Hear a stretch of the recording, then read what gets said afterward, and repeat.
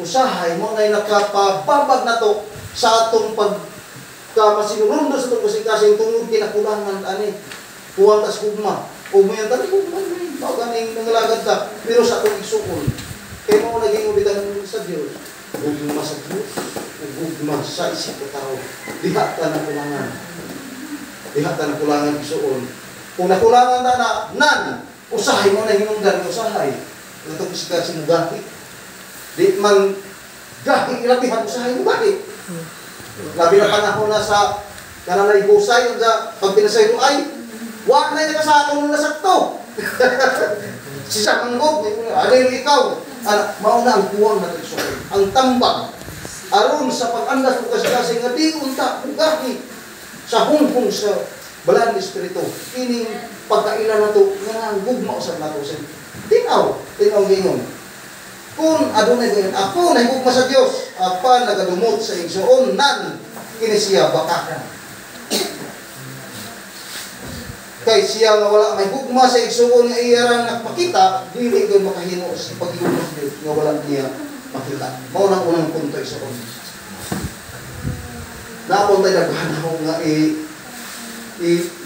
pagpagazon murag kalabungit ko ito pero atong oras ni kami tugot nakasaan na kong nagyamayra agad ka mga punto leader nga ako ni kadto hinggahin kasing-kasing ko nga punto tungod kay wa makaila sa Dios kita usahay tingali ato ang paghuna-huna nga nakaila sa Dios apan sa tinunay wa ito ka makaila tungod kay wa ang gugma sa atong isuon ngadto sa Dios unang punto mo na magapag-ahiran sa kaduha ng isuon hari gihapon ng isuon hari gihapon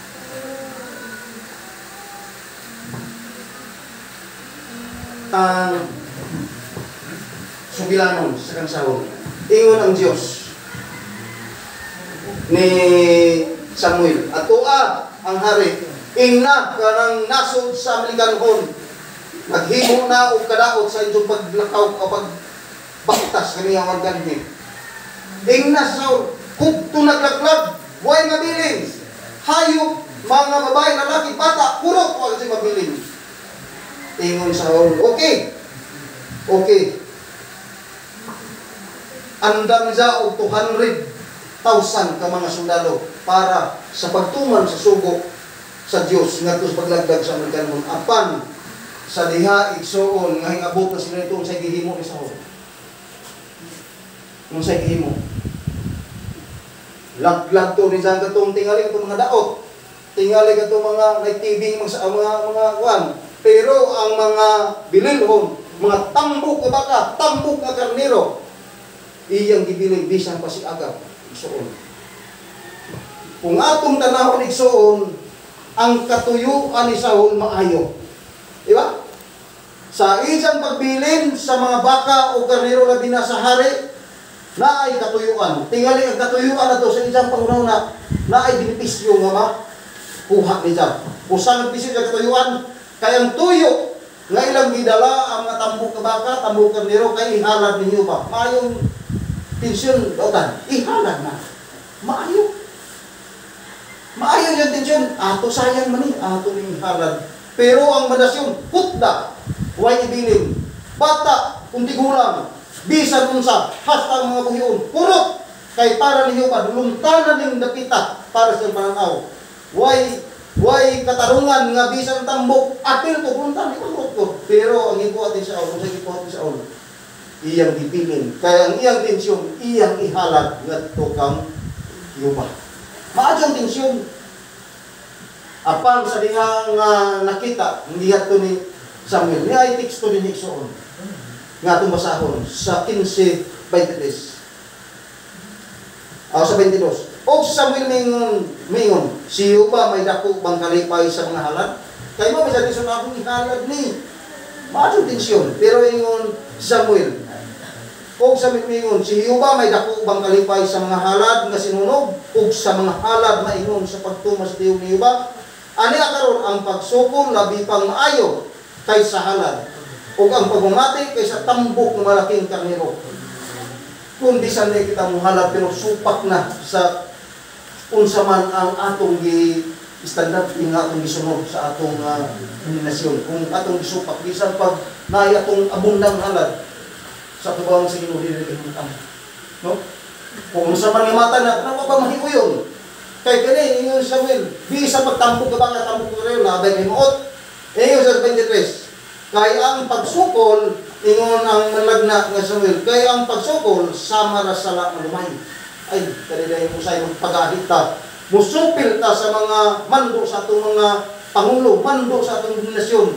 Sama nga nang lumayan ta. Ingon ang teksto.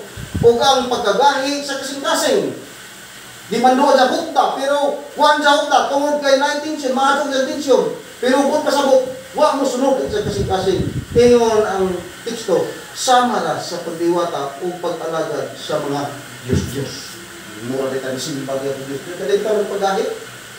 Kung imo tanaw, kini nga punto isuon sa ato nga pagtuon karon, katong isaw ang makaila. Usahay bisa nakaila ta, di tinuod nga pag-ila. Karon nga punto, kining nakaila na ta, naantong ugma pero usahay. Ato pag-iyon kasi nga usahay atong sipatong lagi. Samara sa pag simba o mga Diyos-Diyos. Gani katinaw suon. Lagi mo na teksto, ini kadungog niyo tingog sa Espiritu Santo, ayaw ninyo paghahia. Usahay sa atong kinabuhi na ay mga punto ito mga isuon. Nga ato gusto usay dumili ang gusto nato. Diba? May isuon?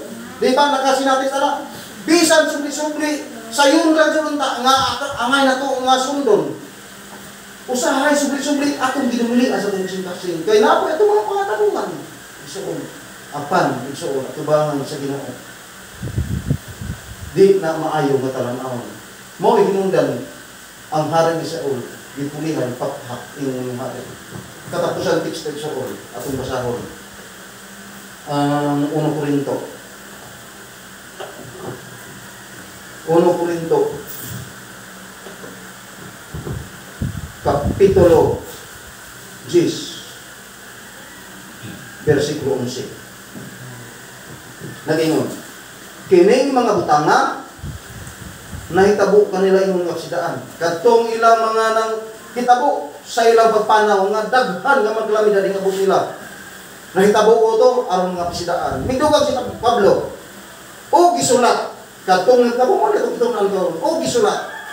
Ingon nga tugon alang kanato karon nga mga hingabutan sa katapusan sa kapanahunan. Tugon pahimangno. O kanang tulong tugon kanang magkuanta manugon. Palihor ko, manugon ko nimo nga katong hubag kumara dito ingna nga Panginoon, mura pag gitugon ba, mura gipahibaw. Mao ni buot pasabot ani tugon. Gihatag yung nga tugon, gipahibaw yung nga tugon, alang nato karon, no? Alang nato karon sa ato nga panahunan. Busa nini nga katugon igsoon. Inganira ka simple ang ato nga pagpamalandong sa pulong sa Ginoo. Usbo na ko. Ingon ang Hebreo, ining kabating sa tingo sa Espiritu ayaw ni paghahita. Ang hinungdan nga makapagahi sa atong kasintasin. Huwag ta pag-ila sa Ginoo. Sa nga nakailata.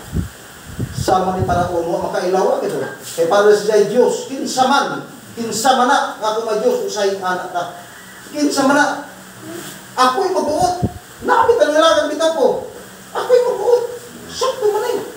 Wa ko mo lapas sa unsa mo ko niya, pero na mga punto nga atong gisupak igsoon. Sama ra nawa ka makaila sa Dios. Sa ikaduha nga punto, nakailaman sa usahay atong gipagahit sama ra nga nagasimba ta og mga Dios. Lagi ang leksyon na to dahil sa Biyernes, yung diha kung unsa man nga butang nga itong ipunit sa luna sa Diyos kana Diyos na. Nadugang pa sa Still White sa Patriarch Prophet. Nagingon siya diha nga ang atong kaugalingon, kung ang atong kaugalingon mo rin atong tanaw, labi na pagtuman sa kailigos ng kaugalingon, gusto ba? Nga mo rin, usay, lipay-lipay na ta. Sama ra nga atong gihimong Diyos ang atong kaugalingon. Inay ang atong pagbati atong isang dignad to sa Diyos. Nining kautuhon, manghinao ta, atong dakupan atong pagbuladong pinaagi isuon sa pagbukas sa ato nga mata sa pagtuo nga ang atong mga kulangon daghan kag kulangon ini atong pagbuladong karon nakahatag dito paglumdum kung unsa man ang atong sitwasyon standing sa atong paglagat karon mismo takna. Kung ginautang nga ang Diyos magatabang na to, kaya wakay anang mahimo kung isuon. Kapag di mo ipasabot kaya wakay mahimo, di akabot ang mahimo. No? Ang atong muur-muur yung pagsandig, pagdangup sa Ginoo. Dili mo pasabot, kaya man tayo mahimo, magpaabot kang tag-unsay, resulta kaya wakay mahimo. Ang atong muur, mga pagdangup sa Ginoo. Ang atong palayo, atong yan. Kaya mo yung man, kita huyaw samtang si Jesus yan. Amen. Kita walay mahimo, samtang Jesus mahimo ang tanan. No?